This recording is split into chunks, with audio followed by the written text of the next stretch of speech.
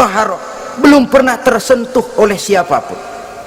Lalu makna toharo ini, mereka selalu suci, tidak pernah baik menstruasi atau mencret, tidak pernah. Dan kalau perempuan kita, istri-istri kita di dunia ini kan 1 minggu dalam sebulan terkena dapat fasilitas dia untuk tidak sholat, untuk tidak ibadah, masa haid itu. Perempuan di surga yang namanya bidadari tidak akan pernah mengalami haid. Lalu apalagi keistimewaannya? Selalu perawan, tidak pernah janda, walaupun tiap hari dipakai, habis dipakai perawan lagi.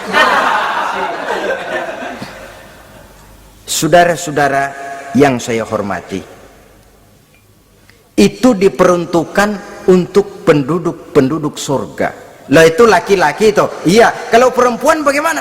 Satu riwayat menjelaskan mereka akan menjadi ratu di surga dengan segala kenikmatan yang juga tidak pernah mereka bayangkan sebelumnya. Riwayat lain menjelaskan bahwa mereka juga akan berkumpul dengan suami, istri dan anak-anaknya jikalau mereka memang orang-orang soleh.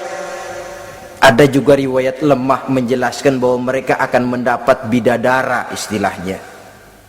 Saudara-saudara kaum muslimin rahimakumullah, pendeknya surga dan seluruh kenikmatan yang ada di dalamnya tidak pernah mata melihat, belum pernah telinga mendengar, belum pernah terdetik dalam hati manusia. Oh, di surga begini kali ya, berbeda dengan itu.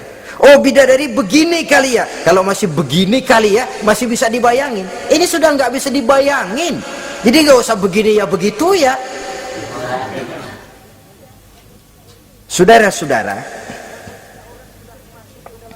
apabila orang sudah masuk ke dalam surga, bertemu dengan sesama teman waktu di dunia, surah At-Tur menjelaskan ayat 25-26, wa aqbala ba'duhum ala ba'di yatasaalun qalu inna kunna qablu fi ahlina musfikin famanna Allahu alaina wa waqana azabas samum.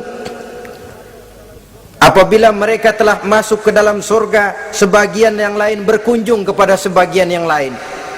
Cara kita belah sono, ini teman kita dulu waktu di dunia, yuk samperin yuk. Ba'duhum ala ba'di yatasaalun, saling tanya menanya. Kalau istilah kita, sampai juga kemari? Iya. Oh, saya waktu di dunia dulu sebenarnya sudah khawatir, takut mendapat azabnya Allah, tapi Allah memberikan karunia kepada saya diselamatkan dari azab, dari mara bahaya neraka, sampailah saya ke dalam surga ini. Alhamdulillah. Bagaimana kabarnya ente? Alhamdulillah saya juga sampai ke surga ini. Si fulan bagaimana? Nyangkut kali dia mah di neraka. Yatasaalun, saling tanya menanya hal ihwal dan keadaan mereka. Tapi satu hal yang jelas saudara-saudara, di surga nanti itu tidak ada perkataan yang sia-sia, tidak ada ucapan kotor, tidak ada omongan keji, dan tidak ada omongan kosong. Tidak ada omongan yang sia-sia, ucapan-ucapan yang kotor, mencaci maki, itu tidak ada. Karena sifat marah pun tidak ada dalam surga. Kalau di sini kadang-kadang sedikit marah sudah semrawut, kata-kata kita sudah out of control. Di sana tidak ada kata-kata kosong yang tidak ada manfaat dan tidak ada gunanya. Saudara-saudara kaum muslimin rahimakumullah. Kemudian yang terakhir, kita akan membicarakan apa saja nama-nama surga itu dan siapa calon orang-orang yang masuk ke dalamnya. Pertama, yang dinamakan Jannatul Firdaus atau surga Firdaus. Surga Firdaus ini oleh Allah Subhanahu wa taala disediakan untuk orang yang dijelaskan dalam surah Al-Mu'minun ayat 1 sampai dengan 11. qad aflahal mu'minun, beruntunglah orang-orang yang beriman. Jadi kalau saudara ingin dapat kapling di tempat yang namanya Firdaus, itu boleh pesan mulai sekarang. Nafas masih ada, Allah masih memberikan kesempatan untuk hidup, pesan tempat dari sekarang. Apa harga karcisnya?